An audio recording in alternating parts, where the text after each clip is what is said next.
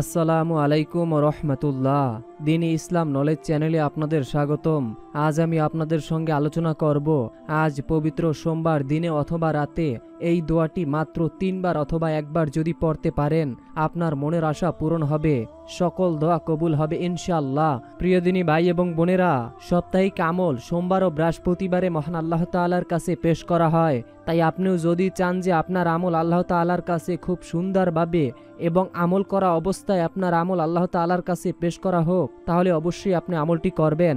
এবং যাদের পরিবার সংসারের রিজিকে বরকত নেই, অভাব অনটন লেগে আছে, কোনোভাবেই আপনি আপনার জীবনের উৎস খুঁজে পাচ্ছেন না, অনুরোধ করব জীবনে একবার হলো সোমবার দিনে অথবা রাতে আমলটি করে আপনি আপনার জীবনের সমস্ত গুনাহ মাফ করিয়ে নিন। ইনশাআল্লাহ আপনার জীবনের সমস্ত গুনাহ আল্লাহ মাফ করে দিবেন। আপনার পরিবার সংসারে আল্লাহ তাআলা খায়রে বরকত দিবেন ইনশাআল্লাহ।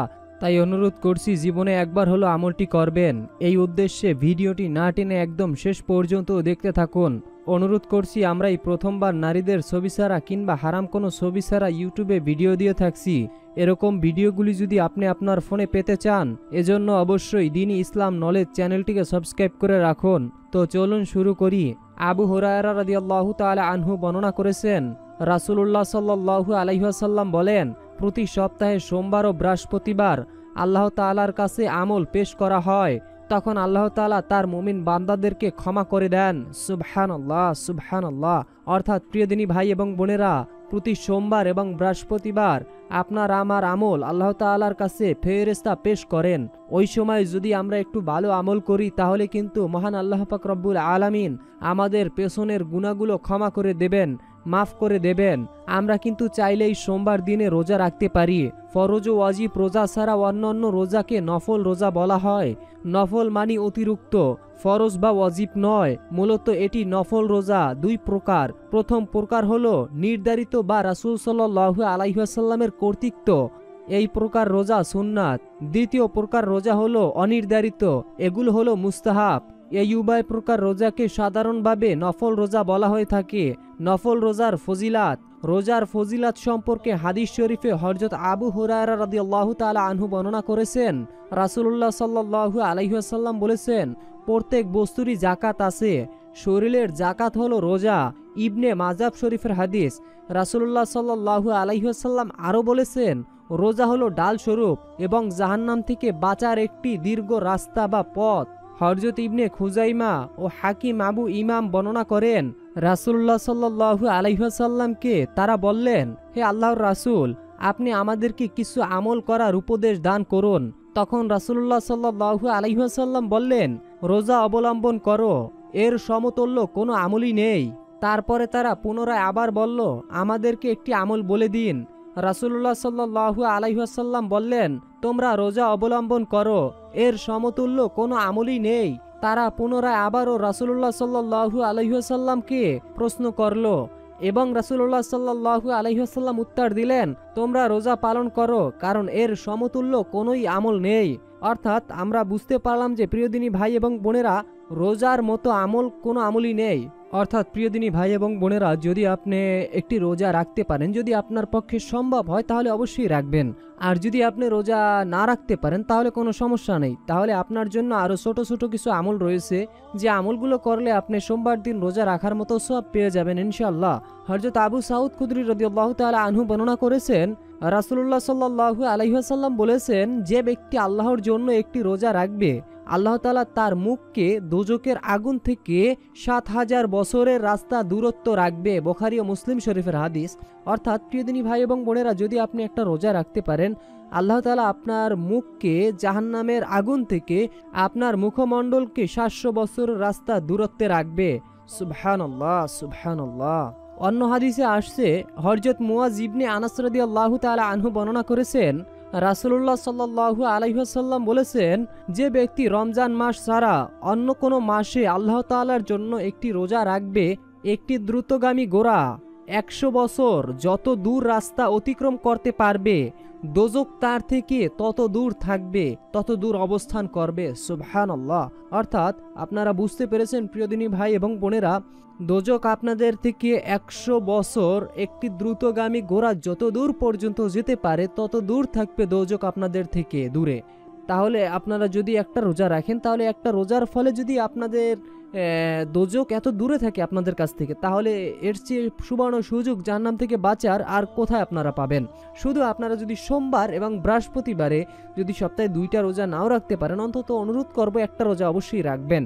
প্রিয়দিনী ভাই এবং বোনেরা, শুধু রোজা রাখলেই যে আপনাদেরকে জাহান্নাম থেকে বাঁচাবে সেটা নয়, যদি আপনারা নবীর উপর দুরূদ পড়েন তাহলেও কিন্তু আপনারা জাহান্নাম থেকে বাঁচতে পারবেন। এবং রাসূলুল্লাহ সাল্লাল্লাহু আলাইহি ওয়াসাল্লাম বলেছেন, কিয়ামতের দিন আমার সঙ্গী হওয়ার সবচেয়ে অধিক উপযুক্ত ওই ব্যক্তি যে আমার প্রতি সব সময় বেশি বেশি দুরূদ পাঠ করে। তিরমিজি শরীফের হাদিস। অর্থাৎ প্রিয়দিনী ভাই এবং বোনের, আমরা বুঝতে পারলাম যে যদি আপনি রোজা না রাখতে পারেন তাহলে কিন্তু দুরূদ পড়লে আপনি কিন্তু নবীজির সঙ্গে কিয়ামতের দিন থাকতে পারবেন, যেদিন কেউ কারো উপকারেই আসবে না। অর্থাৎ সেদিন মানুষগুলো হাহাকার করবে। অর্থাৎ কিয়ামতের বর্ণনা কখনোই কেউ দিতে পারবে না। অর্থাৎ প্রিয়দিনী ভাই এবং বোনের, আমি যদি আপনাকে কিয়ামত সম্পর্কে হালকা কিছু ধারণা দেই, যেমন ধরুন কিয়ামত এমনই একটি মাঠ হবে যেখানে মানুষের বিচার করা হবে। যে যেই রকম পাপ করেছে সে সেই রকম শাস্তি পাবে, যে যেই রকম পর্যায়ের আমল করেছে সে সেই রকম কম শাস্তি পাবে। আর কিয়ামতের দিন আল্লাহর আরশের ছায়া ছাড়া আর কোনোই ছায়া থাকবে না। অর্থাৎ প্রিয়দিনী ভাই এবং বোনেরা, আমি যদি আপনাদেরকে সাধারণভাবে বুঝাতে চাই, যেমন আপনি একটা জমিতে মিষ্টি আলু চাষ করছেন, গোল আলু চাষ করছেন, তারপর পেঁয়াজ চাষ করছেন, হ্যাঁ, তারপরে আপনি মরিচ চাষ করছেন। এখন আমাকে বলুন তো, জমি কিন্তু একই, হ্যাঁ, জমির সাইজও কিন্তু একই। আপনি এক জায়গায় চাষ করছেন 5টা আইটেম, তো 5 আইটেম আপনার তা কি কখনো এক হবে? এক হবে না। তেমনিভাবে হাসরের মাঠটাও একই হবে, যেমন জমিনটাই একই হবে, হাসরের ময়দান এক হবে, কিন্তু এক একজনের জন্য শাস্তি এক এক রকম হবে। কেউ গলা পানিতে হাবুডুবু খাবে, আবার কেউ আল্লাহর আরশের ছায়া আশ্রয় পাবে। তেমনিভাবে কেউ যদি নবীজির সঙ্গে কিয়ামতের সময় থাকতে চায়, সে যেন নবীর উপর বেশি বেশি দুরূদ পড়ে। তো আমরা প্রথমে জানবো যে দুরূদ আপনারা কোন দুরূদটি পড়বেন এবং কোন সময় নবীর উপর দুরূদ পড়বেন। বিশেষ করে সোমবার দিনে যদি অথবা রাতে যদি আপনারা এই দুরূদ পড়তে পারেন তাহলে অনেক বেশি ফজিলাত। তো আমি আপনাদেরকে দুরূদ বলে দিব, এরপর যে দোয়াগুলো রয়েছে যেগুলো পড়লে আপনার মনের আশা পূরণ হবে এবং অধিক আল্লাহ তাআলার কাছে প্রিয় হবেন, সেই দোয়াগুলো আমি আপনাদেরকে বলে দিব। তো এখন আমি আপনাদেরকে পবিত্র কোরআনের খুবই ছোট এবং খুবই শক্তিশালী একটি সূরা শোনাবো। এখন অনেকেই বলতে পারেন যে সূরার কথা এখন কেন বলতেছেন। দেখুন প্রিয়দিনী ভাই এবং বোনেরা, সপ্তাহে কিন্তু আমরা অল্প কয়েকটা দিন পাই যেগুলো শ্রেষ্ঠ দিন, যেমন সোমবার, বৃহস্পতিবার, শুক্রবার, এই 3টা দিন কিন্তু সপ্তাহের ভিতরে শ্রেষ্ঠ দিন। এই 3 দিন যদি আপনি আমল করেন, অথবা 3 দিন আপনি পারেন নাই, সোমবার আপনি ফাঁক পেয়েছেন, সময় পেয়েছেন, তখন আপনি আমলটি করবেন, তাহলে কোনো সমস্যা নেই। কারণ আপনি দেখা গেছে বৃহস্পতিবার সময় পান নাই অথবা শুক্রবার সময় পান নাই, তাহলে আপনি সোমবার দিনে অথবা রাতে আমলটি করতে পারবেন। তো আমি আপনাদেরকে প্রথমে যে সূরাটি শোনাবো সেটি হচ্ছে মনের আশা পূরণের অত্যন্ত শক্তিশালী একটি সূরা। এই সূরাটি শুনলে আপনাদের মনের আশা পূরণ হবে ইনশাআল্লাহ। কারণ মহান আল্লাহ তাআলার পবিত্র কোরআনের সূরা যখন তেলাওয়াত করা হয় তখন মহান আল্লাহ তাআলা বলেন, হে মুমিনগণ, যখন পবিত্র কোরআন তেলাওয়াত করা হয় তখন তোমরা মনোযোগ সহকারে তা শ্রবণ করো এবং নিশ্চুপ হয়ে থাকো, যাতে তোমাদের প্রতি রহমত করা হয়।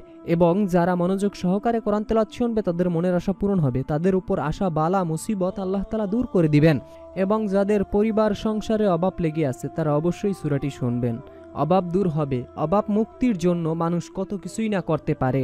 মানুষ পৃথিবীর এক প্রান্ত থেকে অন্য প্রান্তে চলে যায়, কিসের জন্য যায়? শুধুমাত্র একটু ভালো থাকার জন্য, একটু ভালো পড়ার জন্য, কিছু টাকা ইনকাম করার জন্য। সেজন্যই তো মানুষ এই পৃথিবীতে এক জায়গা থেকে অন্য জায়গায় যায়, পরিশ্রম করার জন্য, টাকা ইনকাম করার জন্য। দেখুন, আপনি যদি সপ্তাহে 2-1 দিন আমল করতে পারেন আর আপনি যদি মাসে 30,000 টাকাও ইনকাম করেন অথবা 20,000 টাকাও, তাহলে আল্লাহ তাআলা আপনার এই টাকার ভিতর আল্লাহ তাআলা খায়রে বরকত দিবেন।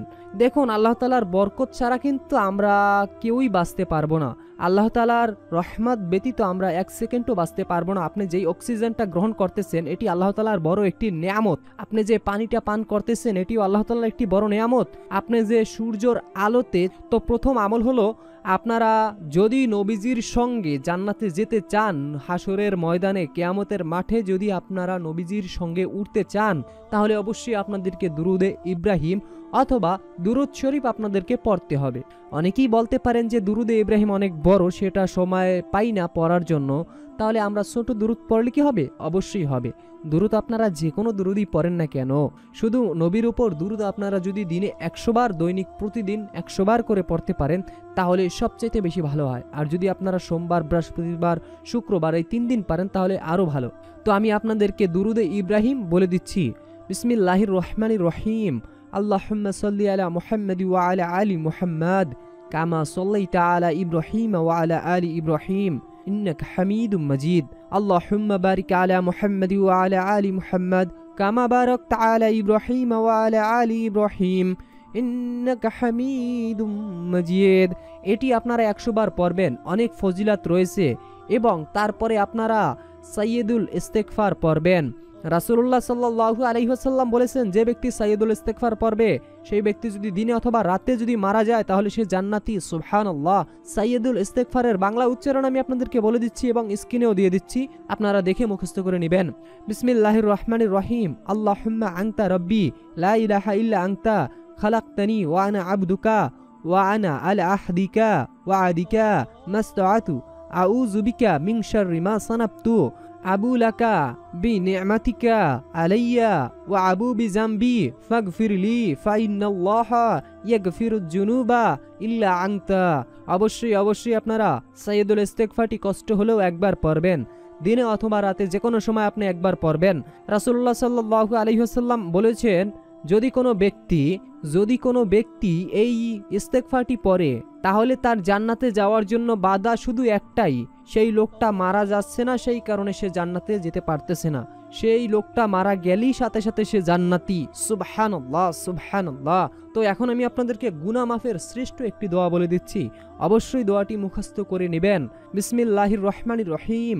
রব্বি ইন্নী যালামতু নাফসি ফাগফিরলি রব্বি ইন্নী যালামতু নাফসি ফাগফিরলি রব্বি ইন্নী যালামতু নাফসি ফাগফিরলি। তো প্রিয় দিনী ভাই এবং বোনেরা, ভিডিওটি শেয়ার করে অন্যদেরকে দেখার সুযোগ করে দিন। এখনকার মতো বিদায় নিচ্ছি, দেখা হবে পরবর্তীর ভিডিওতে। ততক্ষণ পর্যন্ত ভালো থাকুন, সুস্থ থাকুন। আল্লাহ হাফেজ।